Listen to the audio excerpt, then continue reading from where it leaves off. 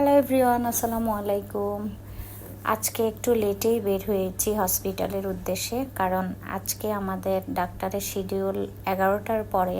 Just আজকে report পাবো, রিপোর্টগুলো নিয়ে অবনীর ডাক্তার দেখাবো। আজকে রিপোর্ট দেখবে ডাক্তার।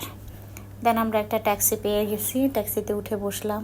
বাইরে প্রচণ্ড গরম, রৌদ্র কি, তারপরও যেতে হবে। তো আজকে যদি ডাক্তার দেখানো শেষ হয় তাহলে টেস্টের রিপোর্টে কী আসে সেটার উপর ডিপেন্ড করবে আমাদের পরবর্তী স্টেপ। তারপরে আমরা কি করব এটা ডিসাইড করব। দেন আমরা অলরেডি চলে এসেছি, আমরা আউটডোর বিল্ডিংয়ের সামনেই নেমে যাব। এখন আমরা ডাক্তার দেখাবো আউটডোরে। দেন অবনীয় নামছে, আমিও নেমে গেলাম ভিতরে, এখন এন্ট্রি করব। আজকে আমার মেয়ে পুরা পুতুল সেজে এসেছে।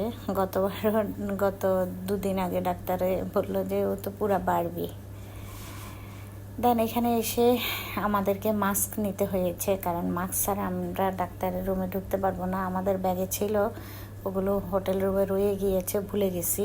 তা এখন এখানে এসে মাস্ক ছাড়া আমাদেরকে এন্ট্রি করতে দিবে না।